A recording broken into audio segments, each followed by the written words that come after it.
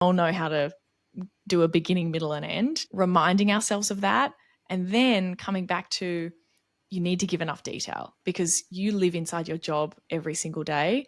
You know all this background information like the back of your hand. And so it's easy to forget to explain it. So you have to make sure that you cover off the background. Sorry, why are you devising this training plan? Why was it important that you had to reset that system before you went home? Talk to me about, oh, well, if I didn't, then XYZ would have happened and the whole company goes offline. Okay, well, you need to mention that because if you don't, it sounds like, oh, it's a nice thing for you to just click the button and reset. You have to set the scene for your interviewer who doesn't understand all the background stuff of your job. So it's not only making sure that people understand you properly, it's also making sure that they understand the impact of what you're doing.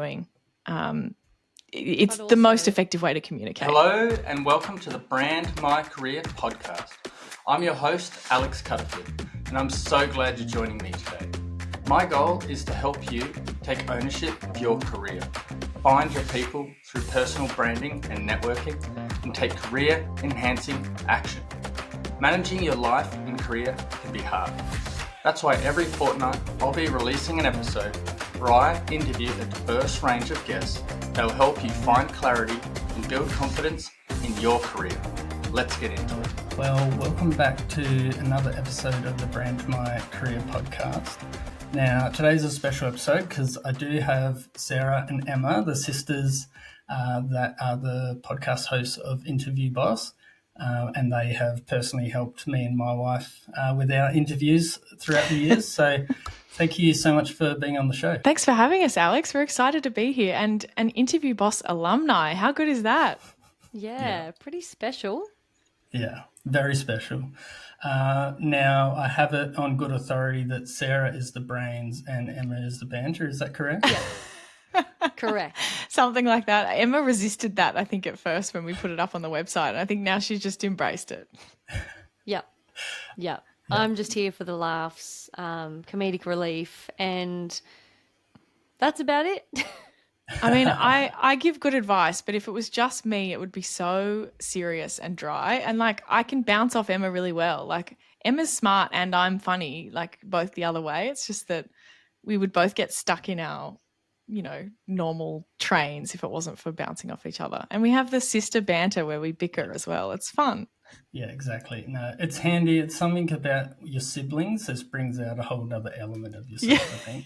Yeah. It me has and my its, brother actually sidetrack. Me and my brother did our apprenticeship together, so I think that had its pros and cons at different times. It can got us in a couple of trouble sometimes too.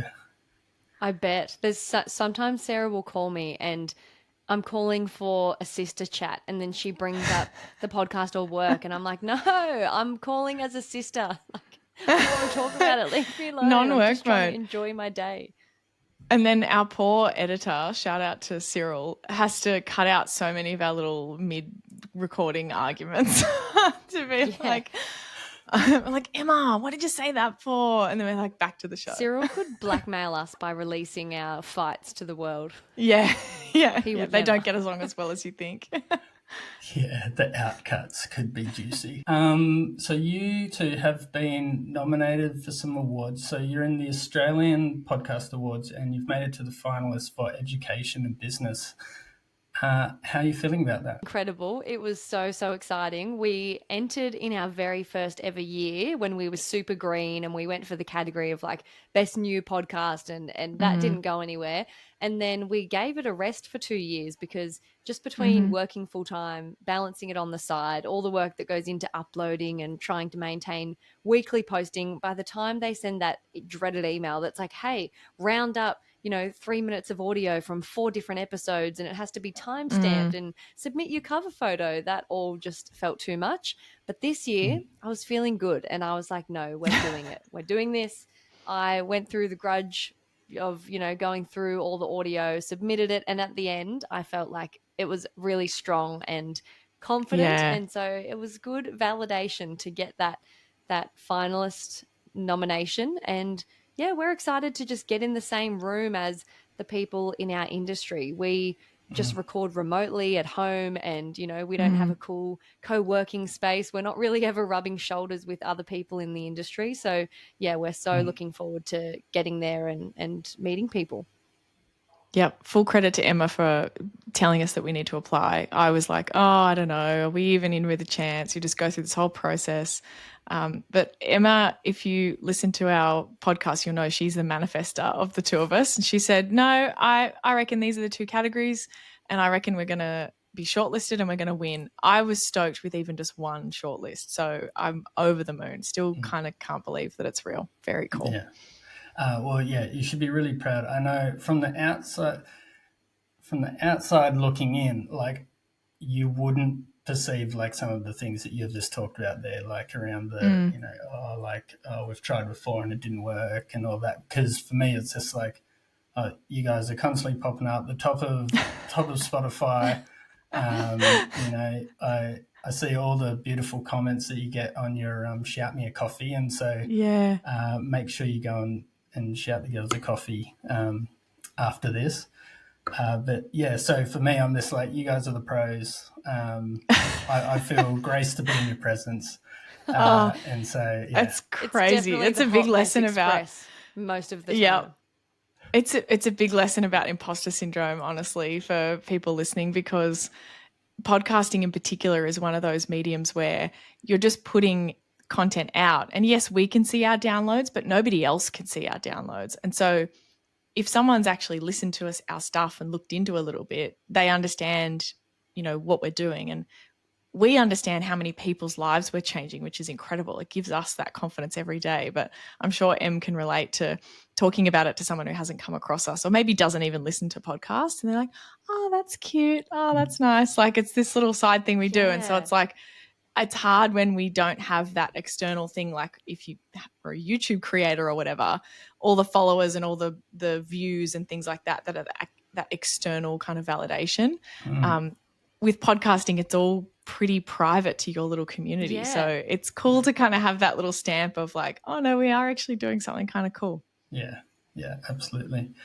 So Emma, you have a journalist background. You're working in radio. Yes. How has that supported you and helped you and influenced the podcast and what you're doing there? Hugely. So yeah, when I was at uni, I guess it all started when I did audio subjects. So you kind of have a taste of everything. You do TV, print, radio, and I loved the radio and audio and podcasting subjects, just soaked them up. I've been a long time podcast listener. And then when Sarah approached me and asked if I would be keen to do this, I was at that phase of uni where I was wanting to do anything I could toward the end of my degree to become more employable. And journalism's very portfolio based. I didn't have huge end of semester exams or anything. It was all about the projects you were working on. And yeah, so once I started doing this, and then maybe by my first year of doing the podcast, I was working in radio in the promotions team.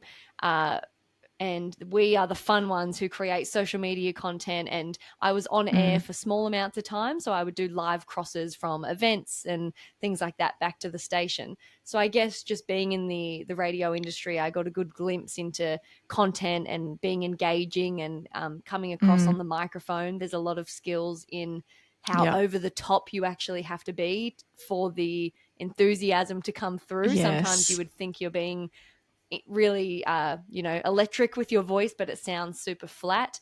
And I think just a few insights really helped in the beginning. Like when we were preparing to do our first ever episode, Sarah was like trying to go through it and was like, okay, so I'll kind of go here and say this and this. And I was like, hang on, stop.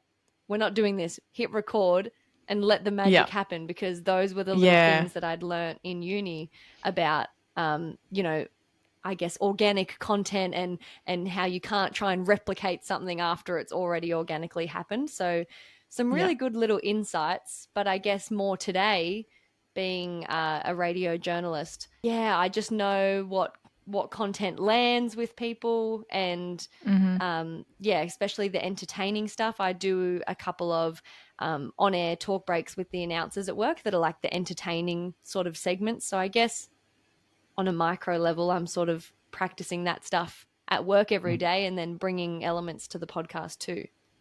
Yeah, that's awesome. I think Em really does a great job of understanding our listeners. And I think that a lot comes from what she does at work every day, of chatting to just the whole community. She's trying to think about, what do the community care about? What are they going to click on social media? Like, tapping into what do people care about. And so a lot of the time she's pitched ideas for us to do episodes on, or what we should prioritize out of all of our ideas for our next episode.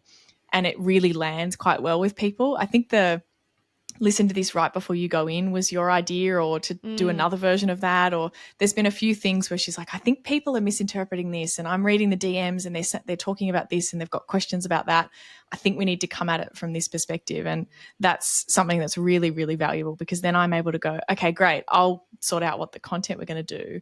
But she's kind of reading the barometer of what people need. That is awesome.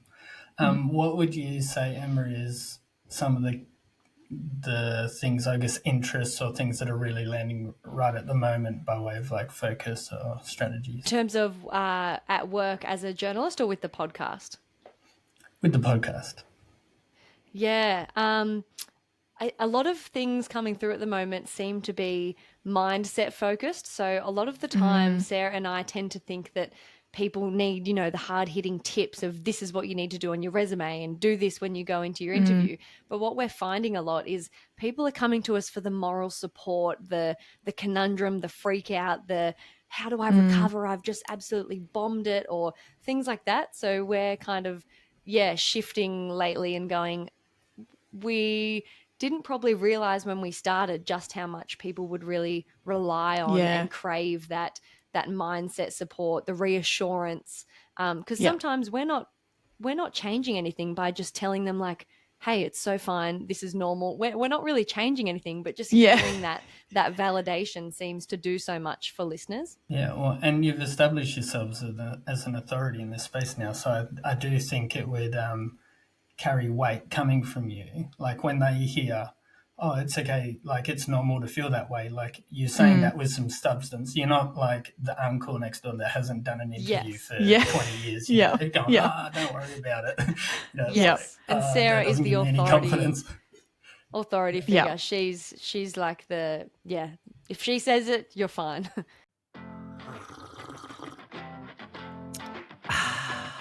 Hey, Alex here. Just wanted to reach out to everyone and say thank you so much for following along with the Brand My Career podcast.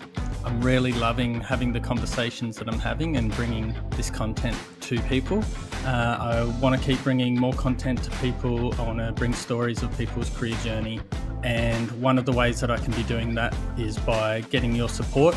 And one of the ways you can do that is by shouting me a coffee. On my website, you can find the link to shout me a coffee to help me keep bringing more content, building what I already have done and improving it, getting better, getting more and more people on and sharing their career stories and the lessons that they've learned along the way. So thank you for following along, and would you consider getting on board and helping me take it to new heights?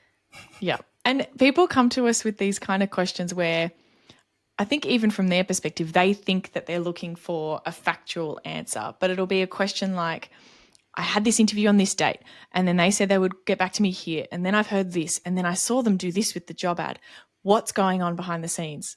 And I kind of think sometimes in those scenarios, do you think that I'm all powerful and all knowing? Which is flattering, so flattering. But like, how am I meant to know what's going on? I have no idea. This is a job on the other side of the world, maybe. Like, I've got no clue what's happening. And so they're looking for, here's what's happening, here's what you need to do. But what we end up giving them is, here's how you need to think about this. Here's what you can control, here's what you can't. Here's what you should do next. That's nothing to do with what's going on behind the scenes of that company. And so they're coming to us for one thing, and we're kind of giving them not what they want, but what they need. We're instead. sending them on their way with unsolicited a push. Hey, you need to go and listen to this episode and chill the hell out. Yeah, it's going to be okay. Yeah, that's it. You're giving them what they want, but maybe didn't quite realise they wanted it. Yes. Yeah, absolutely. And Sarah, same for you. So you've sort of had a HR recruitment background. How much has that set you up in this? It's the whole reason that I wanted to do this podcast, really. I've been, I think it's over 10 years now, working in recruitment and HR. And I think it's easy to think when you specialize in something that everybody has a certain level of base knowledge about what you do. Oh, obviously you would do it this way. But I found as I was talking to roommates and friends and family members about job search processes that they were in, and they'd say, oh, I've heard this, I've heard you need to do this. And I'd be like, oh, that's not true at all. Why did you think that? And kind of unpacking that and going, wow, people could really benefit from some kind of advice that I didn't feel like an expert, but compared to people who don't work in this space at all, there's a lot that I could kind of translate.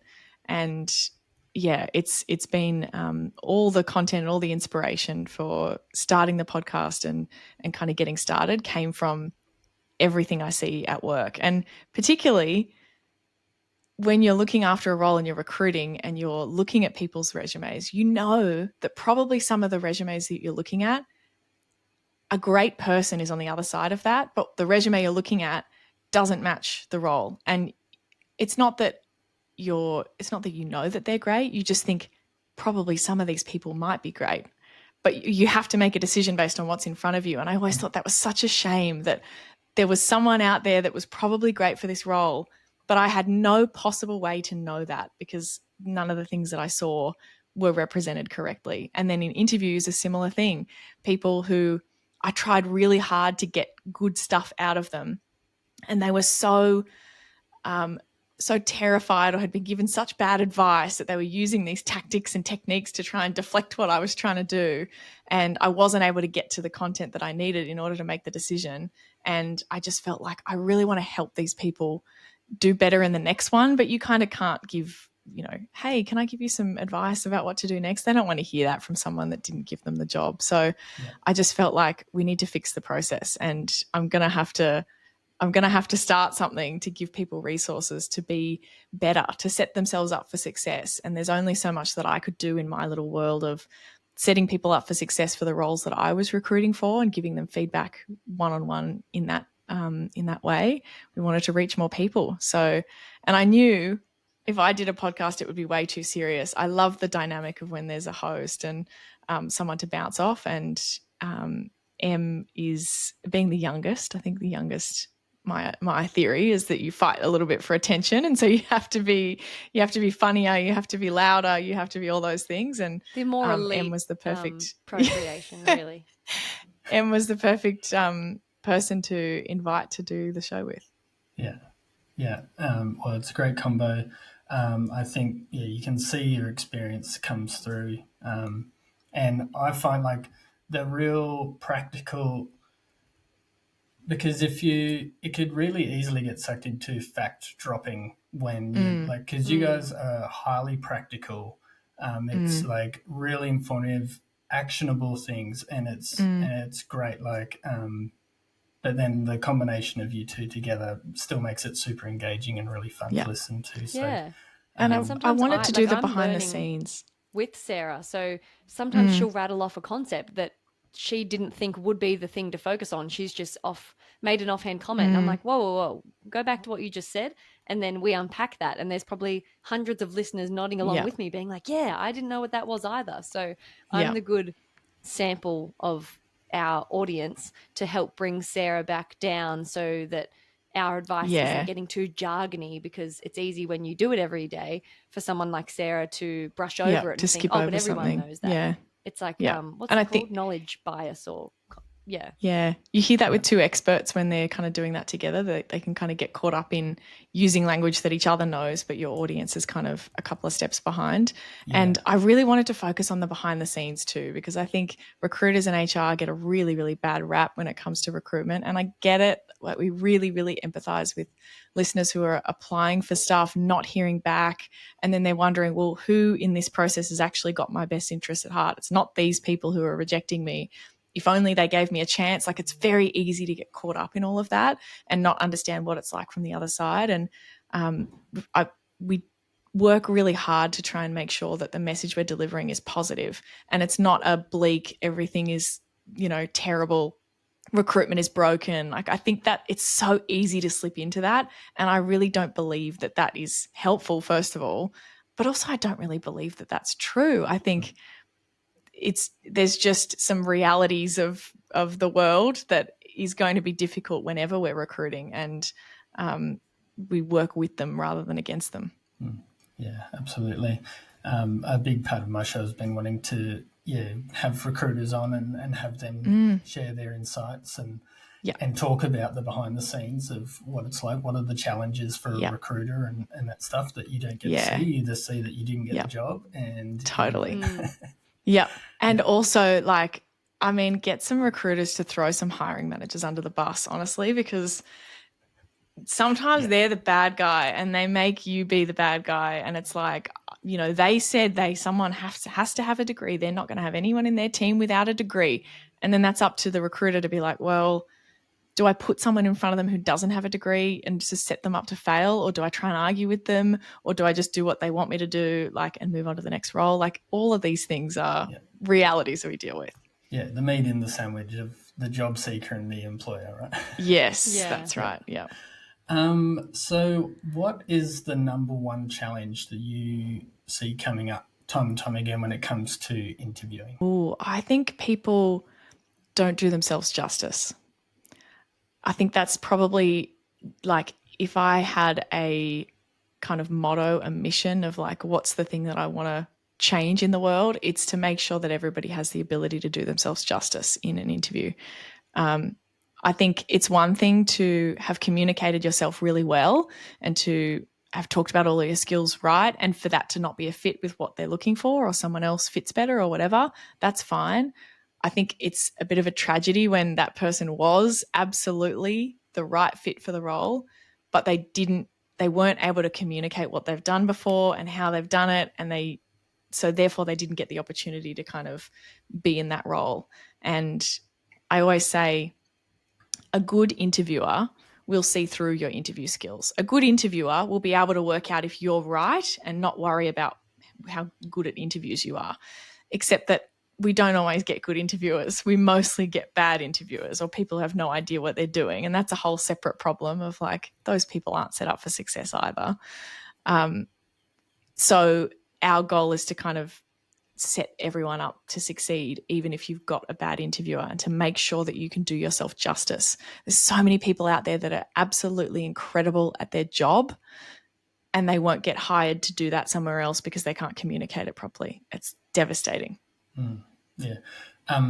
Just clarify, when you said interviewer, do you mean not the interviewee? What's that? So, like, you mean the person asking the question is a bad interviewer, or the person interviewer answering? Yes. The person asking. Yeah, that's what I mean. You can have a good interviewer, the person, the manager or the recruiter or whoever it is, and if they're skilled at what they're doing, they will be able to ask follow-up questions and say, okay, tell me more about that. Oh, what was the impact of that? Oh, what did the other people think about that? They'll kind of baby step you through doing a good interview and drag the information out of you in the way that they need to, make you feel comfortable, ask you questions that they need. Bad interviewers might ask you a terrible question and then move on to the next thing, and you didn't interpret it right, answer it right, and so you've given a half answer, and then they've just moved on to the next thing, and they're judging you by what they've heard, but they haven't given you an opportunity to give the best stuff. So yeah, we kind of want you to be able to operate in both environments, but I'd say most of the time you're getting someone who doesn't know how to interview well. As an interviewer, the person asking the questions. Because it was funny, I just thought, because when I was writing one of my questions, I was like, oh, I need to write interviewee, not interviewer. Well, and it's hard. You just say the same word, interviewer, like you just say the same word. It sounds right either way, So, okay, so you get a bad interviewer. What are some of the best skill sets or techniques that someone could deploy to work through that and get it to where they think it needs to go? Yeah, it depends on why they're bad. I think a lot of the time you will get one question and then no follow-ups. And so that person is then thinking, oh, I didn't really hear about how you actually implemented that. But they won't ask you a follow-up question. So answering in really great full stories is one way that you can kind of combat that.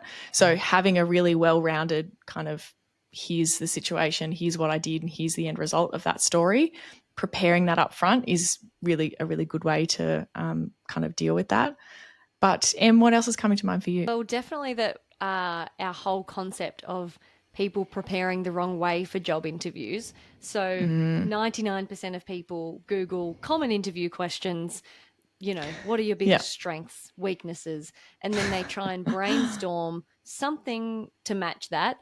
But often it's just a little, random example that doesn't show how epic you are and all the big incorporate all of your best bits, but you've just picked an answer directly for that. Then they go into the interview and the interviewer doesn't ask them any of the couple of questions that they had been cramming for. And then what's the plan? They panic and they're trying to rack their brain on the spot. That's where nerves can come in and it can get out of hand. So to combat the bad interviewer is we say, in your preparation, you come up with your best bits, which are your examples, your stories, your achievements, and you come up with your non-negotiables that at the end of that interview, you will come out having spoken about them, no matter what the interviewer asks you, because we're weaving them in. Yes. So you would pick your stories and then brainstorm, okay, what are all the questions that could work from? That example, best bit, shows teamwork, it shows initiative, it shows problem solving, it shows collaboration. And so you have, a couple of core examples that can pivot to any different question. I love giving the analogy like it's when you're in year 12 or you have an English exam coming up. You don't know what the exam question's going to be, but you know the text that you've studied, you know all your quotes and your techniques beforehand, you've got them memorized. And when you go in, you're ready to adapt it to belonging, change, whatever the theme is, it doesn't matter. And so to combat a bad interviewer, if you've got your stories and they're not asking you the perfect question for it to slot in, that doesn't matter because you can just go, that makes me think. Another time that I really showed, you just weasel it in there. You're like, you're just interviewing yourself. You're not going to set me up. up. Your politician hat and you make that's exactly right. Another example is politics, where it's like, oh, you didn't ask me the questions that I get to talk about this policy, so I'm going to say, and the other thing Australians care about is blah blah blah blah blah. And great, you covered your talking points regardless of what they asked you, and you don't want to do it in the complete politician way, where it's like that's a real random segue, but you want to make sure that you are in control of making sure they know these things about you, because what a shame if you walked out of that interview and they didn't know about all the great stuff that you've done. Yeah, absolutely. So to summarize back, what I'm hearing is you start from the point of what do I want to say, and then you make their questions fit that to an appropriate level, rather than obsessing over what are they going to ask me, and then you're trying to anticipate what they're going to ask, and you're coming up with answers just purely off the thought and basis of what they might ask me, and you've completely forgotten about who you are and all the great things about yourself.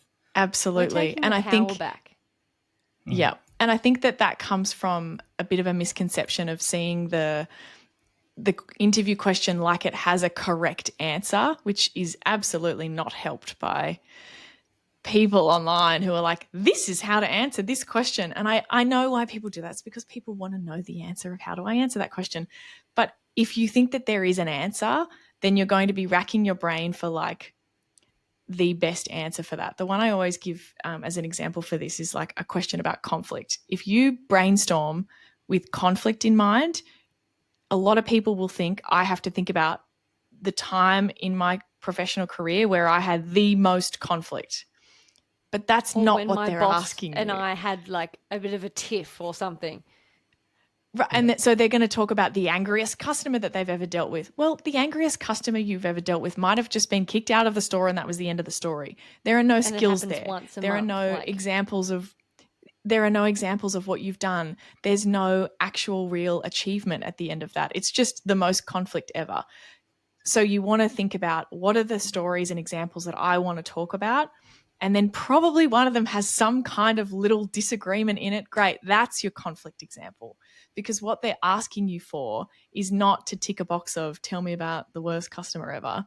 They want to understand your skills and experience and how you approach them in times where people don't get along and you had to adapt or you had to negotiate or you had to work with someone You could else. instead And your big talk project about, where there was disagreement. yeah, you were the creator of this massive project that had to be rolled out across the whole company. You were working on it with another staff member who disagreed on how you would train the upcoming staff members about the new project. So you ended up compromising and, you know, picked to do half or whatever. But you get to work in that you were leading the awesome epic project instead of just, one Yes. time my boss got angry because someone forgot to schedule him a meeting. Like, that doesn't really show much. Yeah. And you can see how you could do a whole interview then talking about these little random examples because you've cherry picked, like trying to get the right answer when you've kind of forgotten what the purpose of the interview is. They want to understand what you're capable of doing. They want to hear the things that you've been working on, the stuff that you do every day. That's the other thing people think about, just the amazing highlight reel. Like if you've done something every day, then you're probably pretty good at it, and they probably want to hear about how good you are at it. Yeah, yeah. Which gets back to not underselling yourself, right? And actually, Yeah. you discredit all these things because you've just gotten used to it, and it's just sort of like second nature for you. But Yes. people Yeah. still People want to hear struggle. it. People struggle with that a lot. Yeah. They think, I haven't ever done anything good. I don't have any best bits. That's a big one that we try and like break down a little bit. Yeah. So, and you've started to touch on it. So, I guess the area, and this will determine if I've been giving good advice or bad advice for the last 5-6 years. My two focuses when it comes to interviews is around stories and having good questions. And you've sort of started to allude to there that the importance of stories. Just how important are stories, and why are they so important? Yeah, I think it's because people don't do themselves justice when they talk about here's what I did. And I think methods like STAR, we have a version of that. It's basically the same thing, STAR, CAR, whatever you want to call it. But I think it's helpful for us to not talk about it in terms of this framework or whatever that feels really foreign, and just go back to it's a story. We all know how to tell a story. I guarantee you experienced something where your car broke down and then something happened and then someone rescued you or whatever. If you're telling your friends and family that story, I guarantee you will naturally follow the right structure. You have to set the scene. Well, the thing was, you know how my car's been lately. Well, I was on my way to this and it's 20 kilometers down the road and it was raining, right? Like you're setting the scene. That's the situation part. Yeah. What happened then? Okay. And then my car starts shuddering and shaking, and then I pull over to the side of the road. And then it's, what did I do? Okay, well, I called this person and here's the sequence of events. And I was thinking, oh my gosh, is this going to work out? So what I decided to do was, that's the part in the middle. And then what was the end result? So did you make it home? What happened? Did someone come and pick up your car? Everybody knows how to do that. And so I think coming back to, it doesn't have to be this hugely foreign thing, hugely foreign kind of concept of how you tell these stories. We all know how to do a beginning, middle, and end, reminding ourselves of that, and then coming back to, you need to give enough detail because you live inside your job every single day. You know all this background information like the back of your hand. And so it's easy to forget to explain it. So you have to make sure that you cover off the background. Sorry, why are you devising this training plan? Why was it important that you had to reset that system before you went home? Talk to me about, oh, well, if I didn't, then XYZ would have happened and the whole company goes offline. Okay, well, you need to mention that, because if you don't, it sounds like, oh, it's a nice thing for you to just click the button and reset. You have to set the scene for your interviewer who doesn't understand all the background stuff of your job. So it's not only making sure that people understand you properly, it's also making sure that they understand the impact of what you're doing.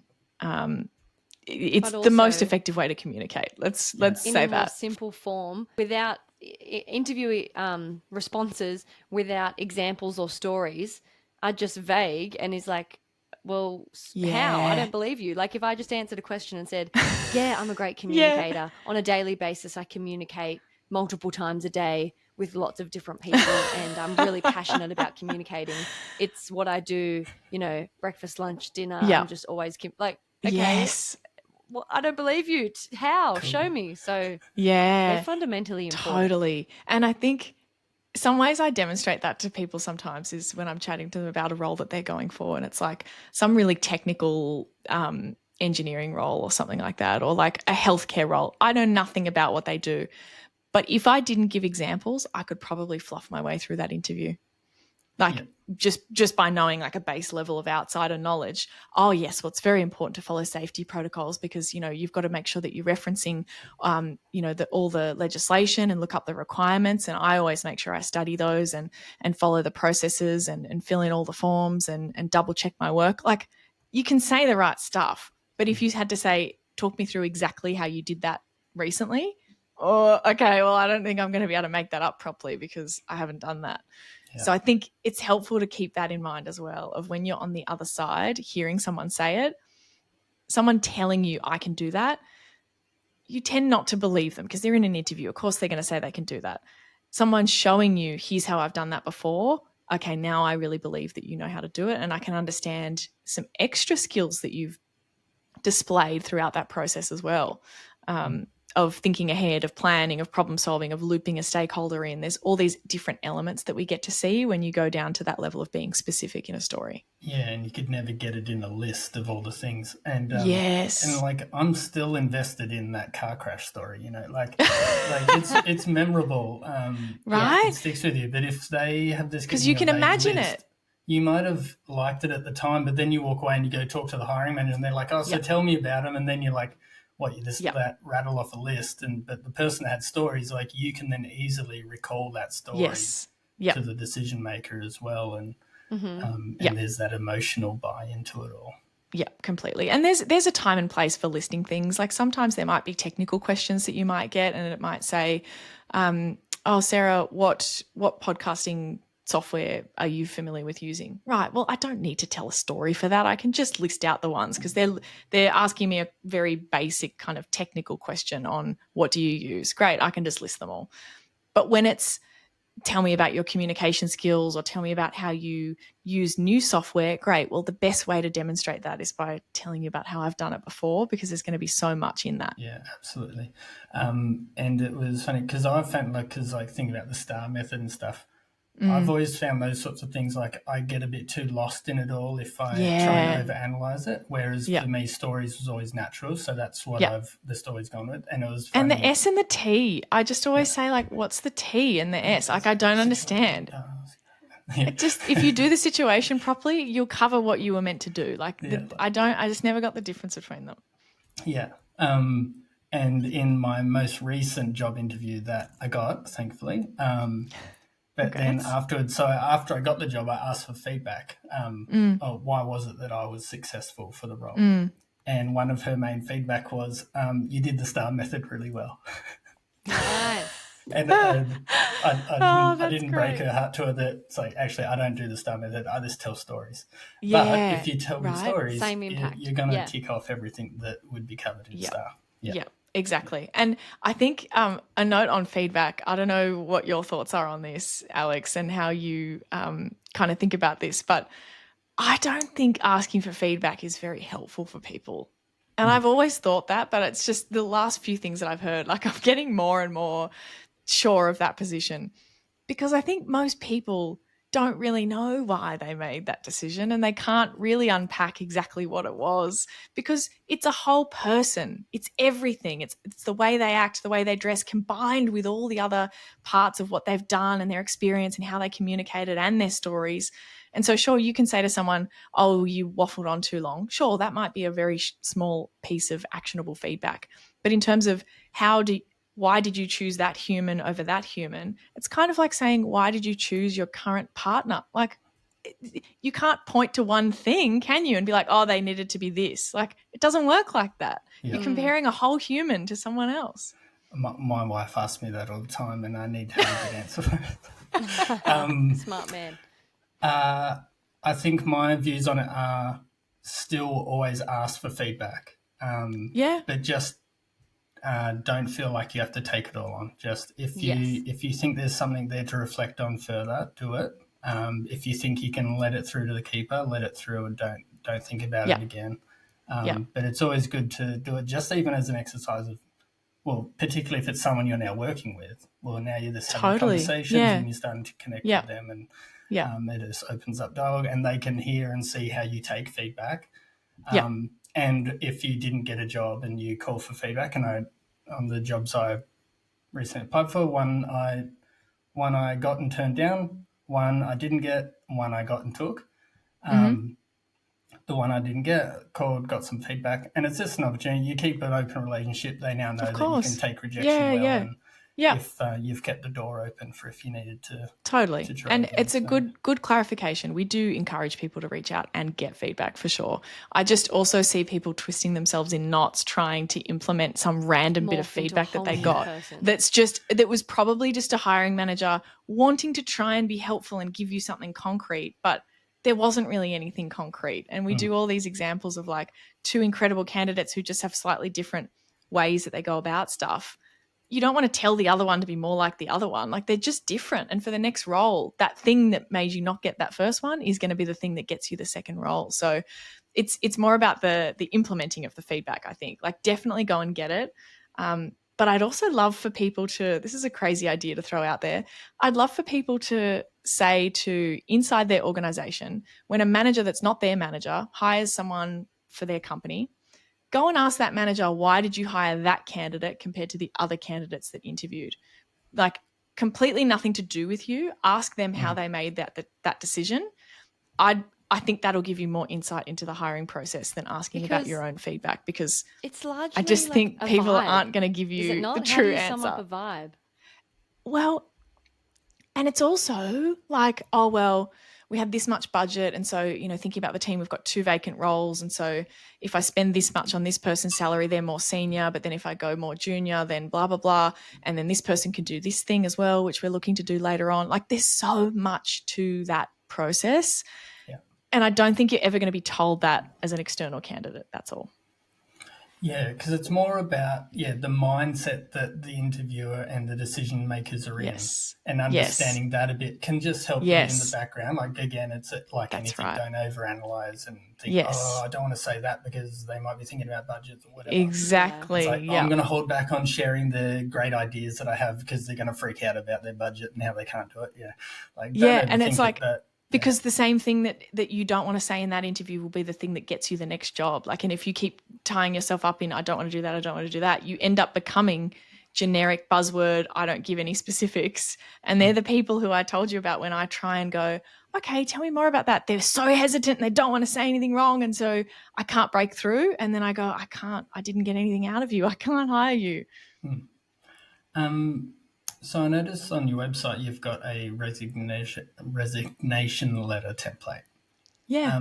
Why is it important, and how do you resign well from a job, and why would you? Do you remember why we did this episode and the template? It was a little while ago. I actually can't. So many people that I've encountered. This is one of those episodes that I thought there's no way we need to do an episode on how to resign. Everybody already knows how to resign. Turns out that's not true. A lot of people don't know just even the practicalities of what to do. So I've seen people give 2 weeks notice because that's like, the catchphrase from all the movies, and their contract said 6 weeks notice. And like, they didn't even check. They didn't even know that was in their contract. So I think a lot of people don't even know how to go through the process of resigning because they maybe haven't had to do it before. So there's the practicality part of it for sure. And, it was something that I kept getting asked and I kept encountering in HR. People would come up and be like, so I've got another job. What do I do? Like, okay, maybe resign, put it in writing. They're like, oh, what does that mean? How do I do that? And the template is the most basic thing ever. Like, you don't need to go and get our version if you've already got like something from anywhere on Google. But I think in terms of how to do it well, once you've covered the basics, you want to end as you want to be remembered, I think. That's just a general piece of advice. Make sure that you are putting in effort up until the last day, that you give the right amount of notice that's in your contract, that if you need to leave early, that you talk to your boss about it and you ask them about it, you try and leave a good handover for the next person. All of these little things, people are going to remember you by those last few weeks or that last month, which might be a little bit unfair, but you could ruin your whole kind of reputation in that period. And I think that would be a real shame for all the effort you've put in. And hey, maybe it's a horrible environment. You don't care what they think about you. Cool. Then take all your sick leave and don't leave a handover and leave on the spot, whatever. Yeah. But if you care about the industry you work in and you want to keep that relationship, as you said, keep the door open, I think going about it in a way that you would like to be remembered is a good way to think about it.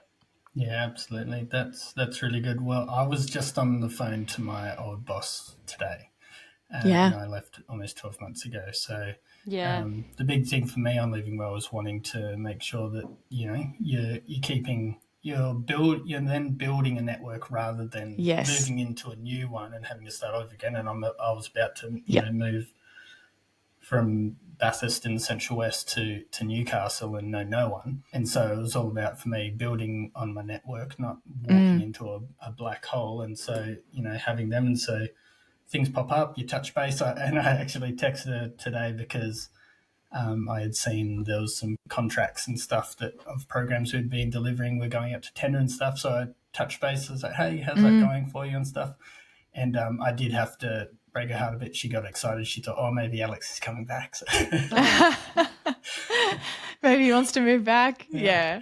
But that's good. That shows that you've got that relationship where they would take you back, right? Like that's what you want. You want to be able to, when the worst happens, you want to have these people that you can call and say, hey, like, do you know of anything? I'd love for you to keep an eye out for me because something's happened and I need a career change or I need to find a role again. You want those people on your side.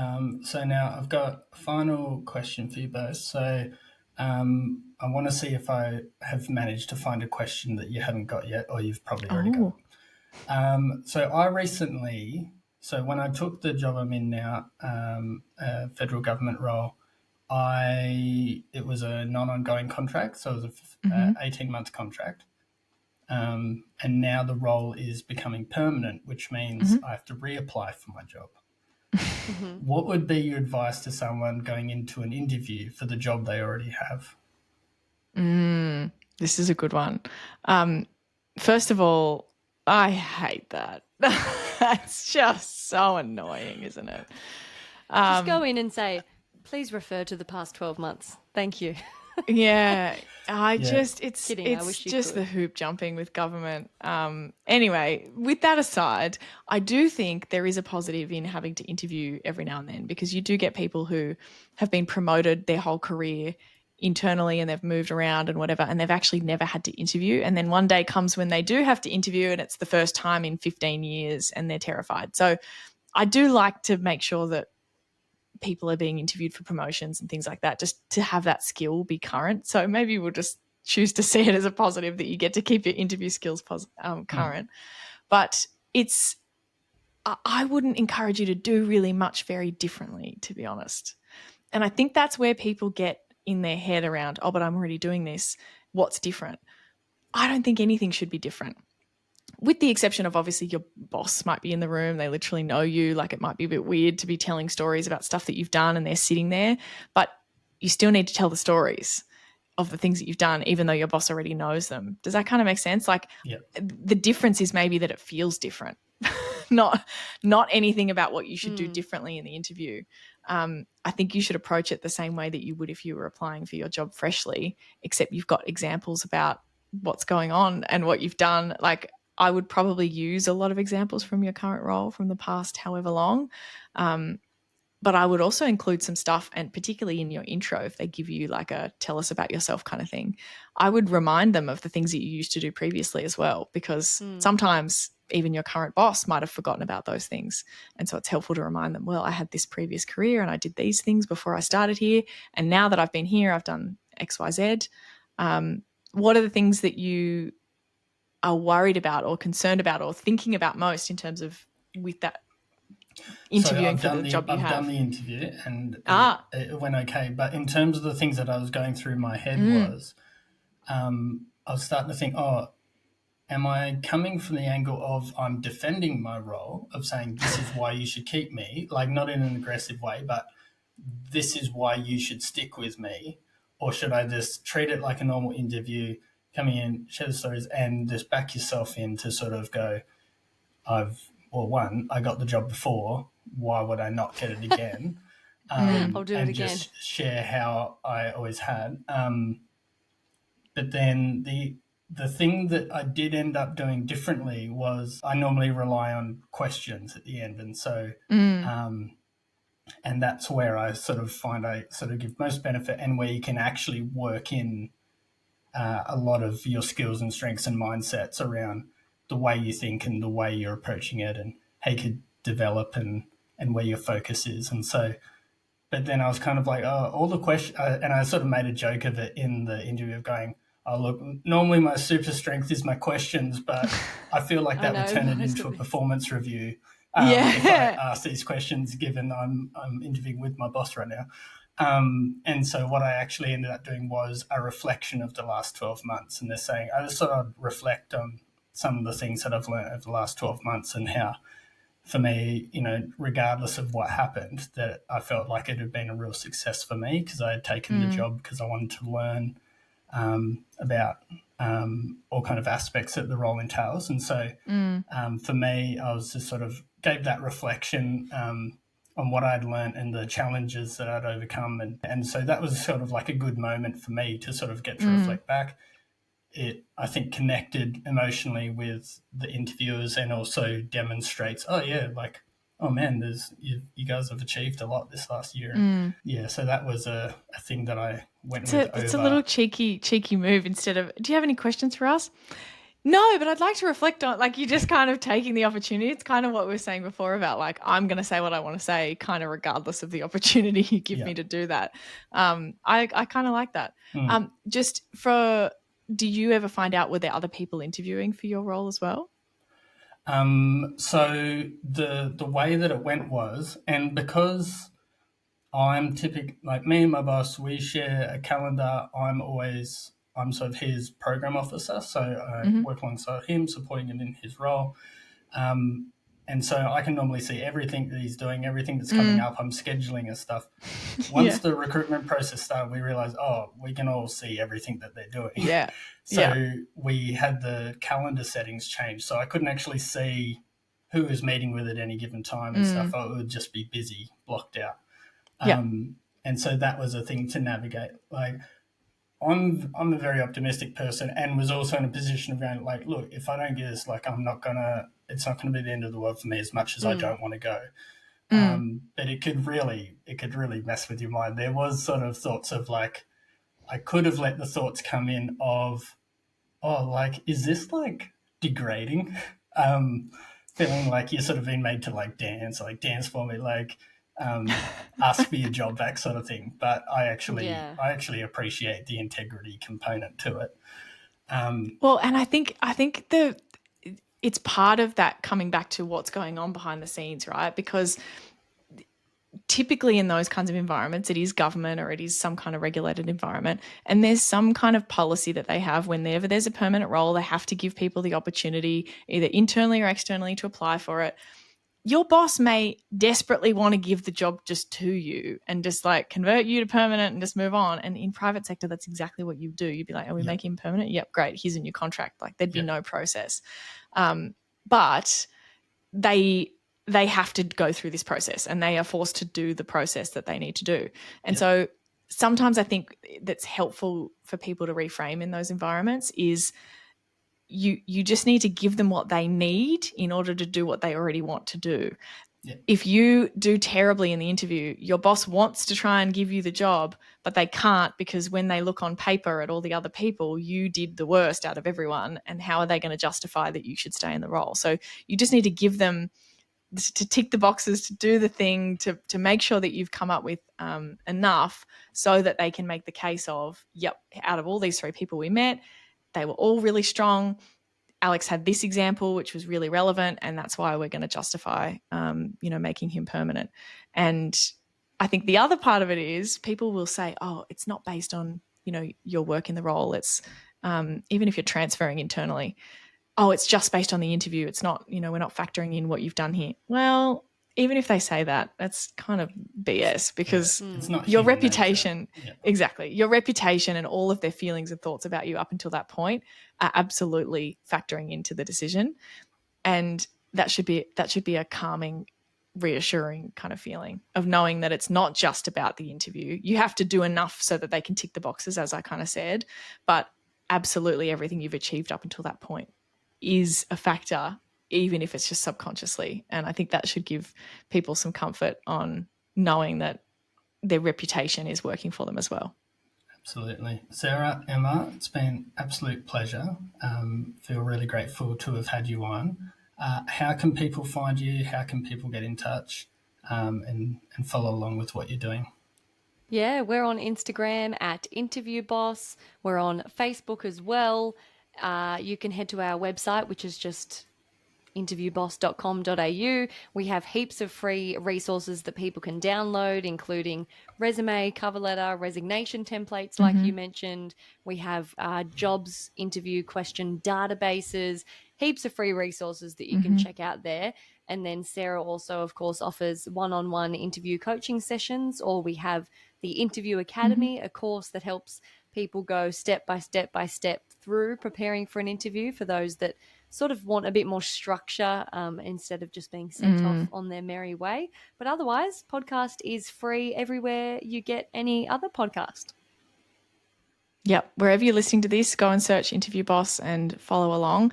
We get people listening to our whole back catalogue. So our most recent episode might not be something that's relevant to you if you're going to have a look at it. So scroll through the whole back catalogue, find out, click on one that's really relevant to what you're dealing with at the moment, and start there. Awesome. Thanks so much. Thank you. Thanks, Alex. Thanks so much for joining me today. Be sure to subscribe so you never miss an episode. And let's connect on LinkedIn so that we can keep the conversation going. Or head to my website and download my free resource, The Career Building Principles. Bye for now.